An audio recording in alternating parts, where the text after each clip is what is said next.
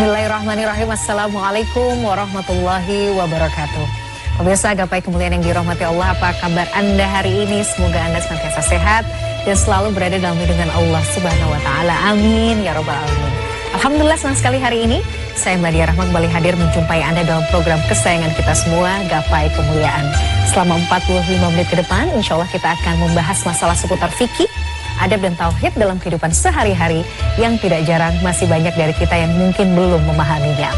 Dan seperti biasa saya tidak sendiri, hari ini sudah hadir bersama saya di studio, ada gurunda kita semua yang terhormat Kiai Haji Muhammad Faiz. Assalamualaikum Pak Kiai. Waalaikumsalam warahmatullahi wabarakatuh. Sehat Pak Kiai? Alhamdulillah, baik, sehat. Terima kasih sudah hadir. Hari ini pembahasan kita menarik sekali Pak Kiai, nanti kita akan elaborasi bersama-sama.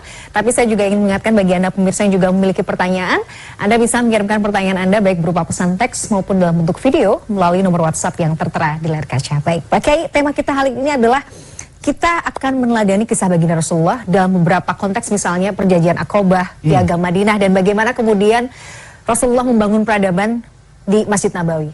Tapi Pak Kiai, kalau kita mau menggali dari awal Pak Kiai, ini kan yang juga titik awal mula kemudian Nabi baginda Rasulullah SAW ini kemudian membangun peradaban di Madinah adalah dengan perjanjian Aqobah. Bisa dijelaskan Pak Kiai sebenarnya seperti apa perjanjian Aqobah ini, tafadhol?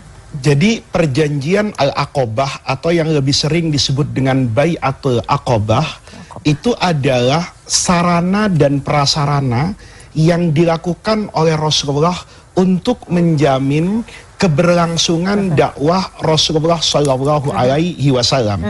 Jadi Bai'atul Aqobah ini terkait dengan peristiwa hijrah dulu nih Mila. Jadi Rasulullah Shallallahu Alaihi Wasallam itu ketika hijrah itu menggunakan satu sistem yang lebih dekat kepada kemanusiaannya Nabi daripada kenabiannya. Kalau Isra Mi'raj itu kan pendekatannya kenabiannya. Nabi berangkat dari Masjidil Haram ke Masjidil Aqsa, ke Sidratil Muntaha. Itu tidak bisa dengan menggunakan logika kemanusiaan. Dia adalah mukjizat, dia adalah keistimewaan yang Allah berikan kepada Rasulullah. Tetapi waktu hijrah, itu Nabi menggunakan kemanusiaannya. Agar apa yang terjadi pada peristiwa hijrah yang kemudian Mila katakan menunjukkan kebangkitan peradaban Islam itu bisa dicontoh oleh saya. Dalam kaitan dengan Bai'atul Aqobah, dulu guru saya cerita gini, waktu Rasulullah itu bermimpi sebelum hijrah diperlihatkan kota Madinah. Kata Nabi, uritu daro hijratikum. Saya ini malam ini bermimpi seperti tanah di mana nanti saya akan berhijrah. Itu tanahnya penuh dengan pohon kurma dan sebagainya. Maka Rasulullah itu punya keyakinan nih dalam hati, saya tidak bisa bertahan di Mekah dan saya harus keluar. Karena harus keluar, Rasulullah itu tidak serta-merta bertanya WhatsApp malaikat Jibril, kemana hijrahnya nih Jibril? Enggak. Rasulullah kemudian menjadi seorang marketing nih, seperti sales yang menawarkan produknya. Jadi teman-teman jadi sales itu ada bagian tertentu yang juga dikerjakan oleh Nabi. Kapan Nabi itu menggunakan kemampuan marketingnya? Itu ketika musim haji. Haji ini kan ibadah yang cukup tua, dilakukan oleh umat manusia mulai zaman Nabi Ibrahim. Maka sisa-sisa itu tetap ada di masa Nabi di Mekah. Jadi kalau sudah musim haji, itu banyak sekali orang yang berziarah datang ke Ka'bah. Itu tentu tidak bisa kita samakan dengan haji dalam syariat Islam. Tapi tradisinya mereka datang ke sana. Maka pada hari-hari Mina, yang orang sekarang ini berkumpul, itu Rasulullah datang ke sana. Rasulullah itu mengamati, observasi, melihat orang-orang yang datang dari luar kota Mekah untuk Nabi kemudian berdakwah. Tahun pertama ini, ketika Nabi memulai memasarkan Islam keluar, ini kan selama ini Islam dipasarkan ke dalam Mekah. Ini keluar, berinteraksi dengan banyak orang asing, maka Nabi bertemu nih dengan orang Madinah, Yasrib pada masa itu, yang telah menjadi bagian dari Al-Ansor, itu 12 orang. Nabi menawarkan, ada nggak kalian yang ingin saya ajarkan kehidupan yang lebih luas dari apa yang kalian rasakan hari ini. Dari menyembah manusia, takut sama manusia, menjadi takut kepada Allah.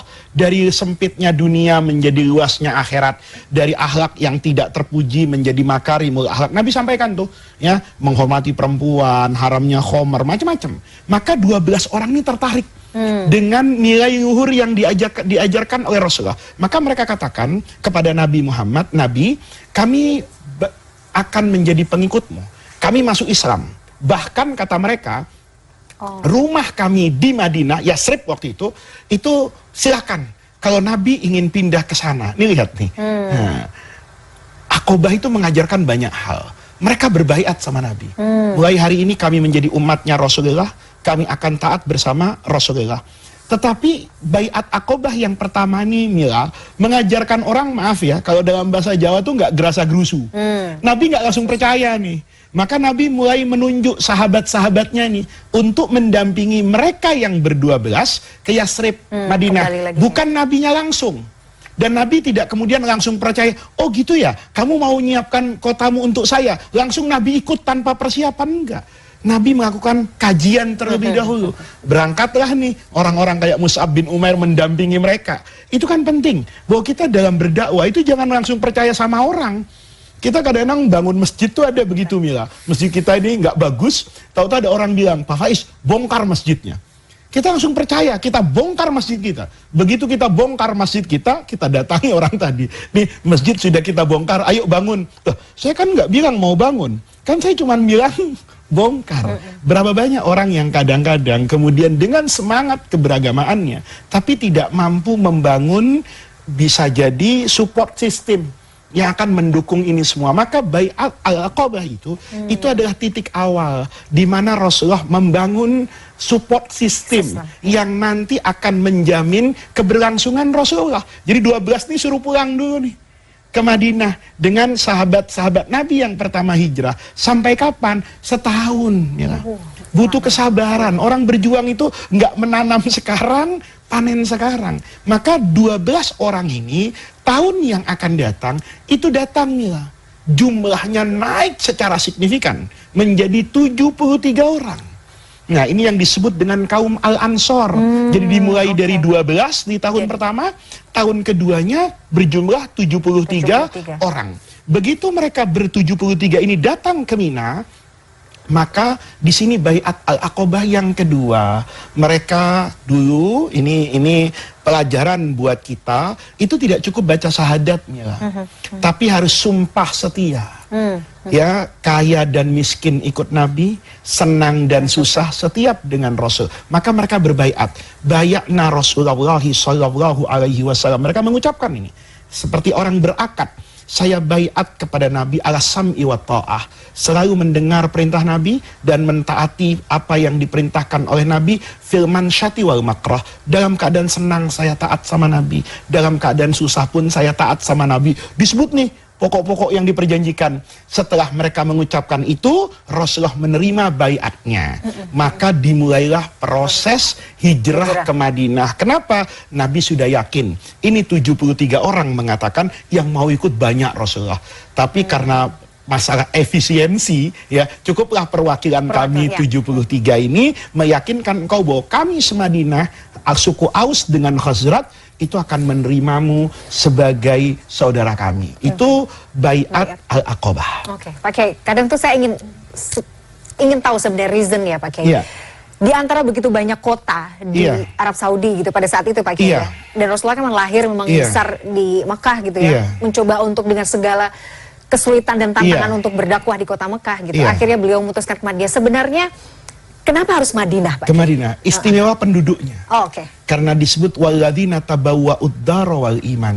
Orang Madinah itu diantara semua kabilah Arab. Kan Rasulullah di Mekah ini kan bukan sesuatu yang tersembunyi, Mela. Ini kan semua orang banyak tahu. Tetapi yang tertarik menerima itu adalah orang Madinah. Nanti setelah kemudian Nabi hijrah, kita bisa melihat orang Madinah itu bukan saja membuka pintu rumahnya untuk Nabi, bahkan membuka pintu hatinya untuk Rasulullah.